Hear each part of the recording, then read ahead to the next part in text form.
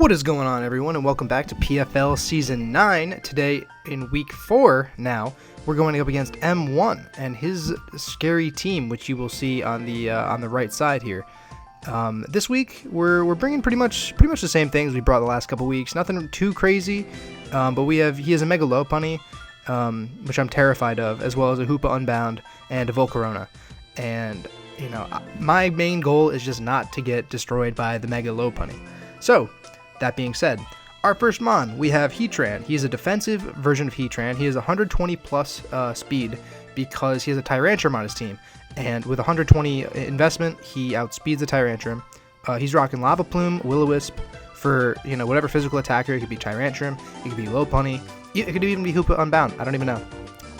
Taunt is to prevent Pokemon like, I think he has a Tentacruel. Let me just pull up his team because I actually don't have it in front of me right now. Okay, here we go. So the Taunt can prevent the Bronzong from putting up rocks. It can prevent the Electrode from putting up screens, Tentacruel from spikes, like a whole bunch of things. It can also prevent Volcarona from Quiver Dancing in Heatran's face, which is actually the main reason I have him on this, or have Taunt on the set. He also has Earth Power for coverage, which hits Tentacruel, it hits Tyrantrum, it hits Volcarona, and yeah, that's pretty much it as far as Heatran. Heatran cannot get walled by the Bronzong. Heatran is our answer to the Bronzong. Next up, we have Neptune, this Manaphy. And I have Manaphy with the Waterium Z right now. He's a completely invested special attacking sweeper. He's got Rain Dance, Tail Glow, Surf, and Psychic. Now, I have him with the Waterium Z, and I have the option of going for a Z Rain Dance or just a straight up Hydro Vortex. Depending on which one's more situationally like plausible or helpful or whatever, just having the option to do either of those is just super good. The Tail Glow to potentially set up in case we get an Aurora Veil off, or Psychic, which can take down the Tentacruel, it can take down the Lopunny, and that's all it's super effective against. And it also hits the Rotom for neutral damage, and with a Tail Glow, like, that's gonna hurt. It doesn't matter who you are. A Tail +3 Psychic from a Manaphy, max invested, is going to hurt pretty much whoever you are. Next we have Aerodactyl, our Mega Aerodactyl. He's got Aerial Ace, Crunch, Earthquake, and Stealth Rock. He is invested enough in speed where he will outspeed Megalopunny at full investment at 252 plus positive speed nature. Aerial Ace hits Volcarona. It does like 70% to Hoopa Unbound. It kills Lopunny. It kills Decidueye. It just does work against his entire team. Crunch is so we don't get completely destroyed by a levitating Bronzong. And Earthquake is to pick up mons like Tentacruel, Tyrantrum, Electrode, etc. He's pretty much just a simple, like, send him out, hopefully do some damage, he may hopefully force a switch, we get up some rocks, and then, from there we'll rock. Next, we have our MVP of this season so far, Kahikilani, the Kommo-o. Holding leftovers, he's got Dragon Dance, Earthquake, Drain Punch, and Iron Head. This is another Pokemon that can set up, it can sweep. 216 speed, I believe, outspeeds the Hoopa.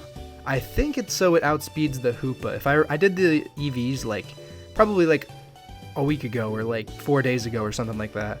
But I think 216 is so it specifically outspeeds the Hoopa. Earthquake can hit the Tentacruel, it can hit pretty much the same thing that I listed previously. So hopefully we'll be able to come in on if we set up Aurora Veil, and then we could set up with either this Kommo-o, or we could set up with the Manaphy. Depending on which Pokemon's in, we have a couple different options as to, what we want our next move to be. Our second dragon, I don't want to say worst dragon because this Flygon has just put in nothing but work for me. Bing. I've been naming them after internet things. First it was Wikipedia, and then it was Google, and now it's Bing. So this Flygon is Choice Scarfed. I have him with Earthquake, U-Turn, Defog, and Draco Meteor. Earthquake for the same reasons I mentioned previously, just does great damage. It's Flygon's best attacking move. U-Turn for a little bit of utility, and it also one-hit KOs the Hoopa, which is great. And he's Scarfed so that hopefully if the Hoopa comes in, I can send out Flygon, I can threaten the U-Turn, and then maybe I can go for a Defog. And then Defog is to get rid of whatever rocks so that, our Aerodactyl and our Alola Ninetales have a little bit better of a time. And then Draco Meteor And now you're thinking, like, oh, you only have 4 EVs invested in special attack. Why would you run Draco Meteor? And why not run Outrage? Why not run Dragon Claw? Well, Draco Meteor actually one-hit KOs the Tyrantrum. And Flygon is completely my answer to this Tyrantrum. He is not going to be able to outspeed this Flygon, and Flygon will 100% one-hit KO with Draco Meteor. So that's just my little safety net here for the Tyrantrum, and for pretty much the rest of his team, honestly. Because, obviously with a Choice Scarf, it can also outspeed the Lopunny, so Earthquake would just do a ton of damage. And last but not least, we have our classic Alolan Ninetales. Aurora Veil's put in so much work for me this season that I kind of rely on it a little bit, but it's whatever. So he has Aurora Veil, Protect, Freeze Dry, and Toxic. Protect is mostly, yes, it's Protect Toxic. No, it's not necessarily a wall, but Protect is so that... if Lopunny wants to go for Fake Out, I can just Protect it and then not take whatever damage. So Freeze Dry hits his team completely evenly, and then Toxic we could just use to status whoever. And so yeah, that's the team. So let's get right into the battle. Alright, so we get into this battle, and he brought pretty much everything that I thought he would bring, except he brought Decidueye instead of Tentacruel. And I was like, okay, good, I don't have, anything really to deal with that Tentacruel super well. I mean, I have some super effective moves, but Tentacruel was a huge worry of mine. But let's just, let's get right into what begins to happen. I have it on really slow right now. Let's just put it on slow. I have a feeling I can keep up. He sends out Aromatisse first, probably expecting the Kommo-o because of week 2. And I'm like, heck no, I don't want Flygon in here. So I U-turn out, and he just straight up goes for a Dazzling Gleam. And I go into Heatran, and Heatran just eats that up. There's no problem whatsoever with Heatran taking a Dazzling Gleam. And at that point, I think he was just trying to scout what I was going to do. And I went for a Willow because I expected him to switch into the Mega Lopunny. Maybe he thought I would have Flash Cannon or something. But he goes into Tyrantrum, and I'm like, alright, I'm just going to go for damage here. Willow's, he's clearly staying in with Aromatisse, I'm just going to do it. I don't have Flash Cannon. Go for a Lava Plume. I burn the Tyrantrum. This turn was huge. I invested just enough speed in Heatran that I could outspeed his Tyrantrum if it wasn't Choice Scarfed. Yes, exactly. And so Tyrantrum goes down, he goes into Lopunny, just gets free Fake Out, and I'm like, alright, that's fine, Fake Out doesn't hurt at all. And I know he wants to go for the HJK, I have the Chople Berry, it still does a ton of damage. But I go for the Willow, and it misses, and I'm like, well, now nobody on my team wants to take an HJK. Heatran's just kind of got to go down. I wanted to keep him around longer, but the Willow would have been huge, but it's not a huge deal. So Heatran goes down, send in Dactyl, scare out the Lopunny, and in comes the Aromatisse. And at this point, I'm not sure what the Aromatisse has, so I'm like, okay, well, I could just go for Stealth Rock. I don't think he can touch me. And he breaks out a T-Bolt, of course, and I'm like, alright, well, it's a 2-hit KO. I can't stand on this. I still need Mega Aerodactyl. I still need him for the Hoopa. I still need him for the Volcarona, the Decidueye. Dactyl's super important. So I go into Ninetales, because Ninetales is pretty specially defensive. Takes the Thunderbolt, and I'm like, this is perfect. I can set up an Aurora Veil. Aromatisse can't really touch me. And I have the Light Clay, so that Aurora Veil is going to last for 8 turns. Now, I want to know what this Decidueye is going to do. So I end up going for a Protect, and he goes for Defog. And I'm like, okay, well, he's trying to get rid of my Aurora Veil, trying to get rid of the Stealth Rocks on his side. And I'm going to stay in because I have a good matchup against him. Go for a Freeze Dry, get a little damage off. He goes for Defog again, because, obviously Aurora Veil is a huge pain in his butt.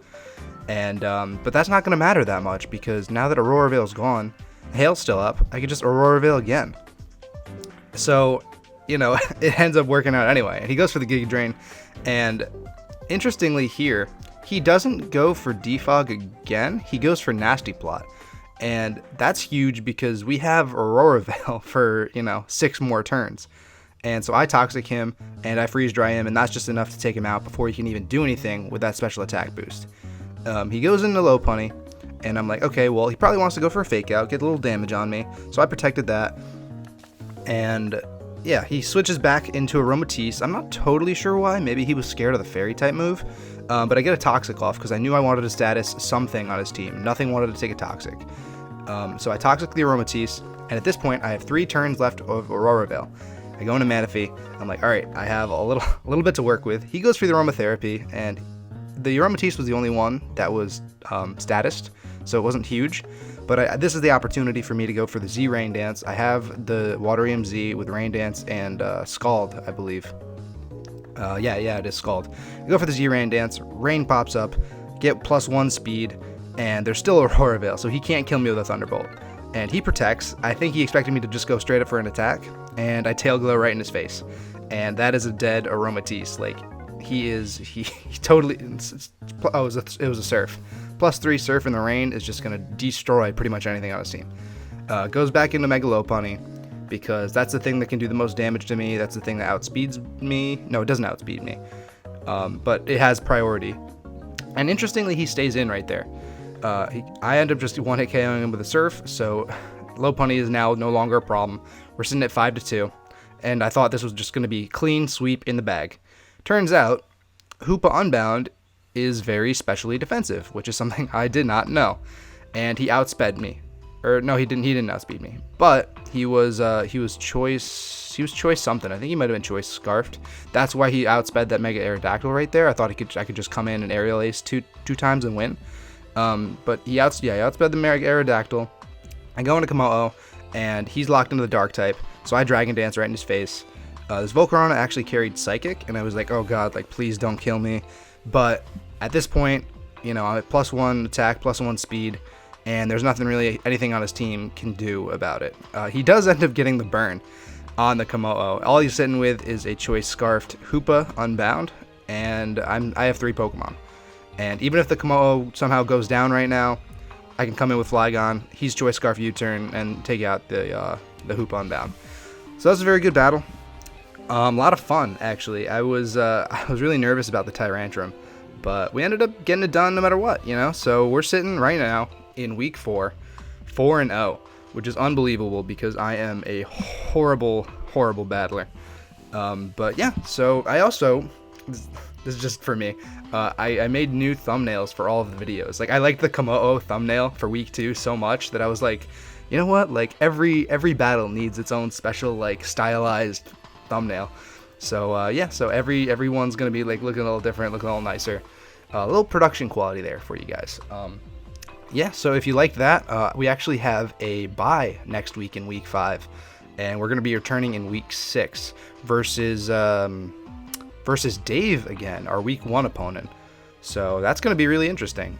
Anyway, if you guys enjoyed it, make sure to like, make sure to subscribe. There's more content like this, as well as some other things in the works. I'm kind of busy with school, but, you know, hopefully that ends soon. It won't end soon. It's the beginning of the semester. But, you know, hopefully my workload gets a little bit lighter and I can start cranking out content a little faster. Yeah, so till next time.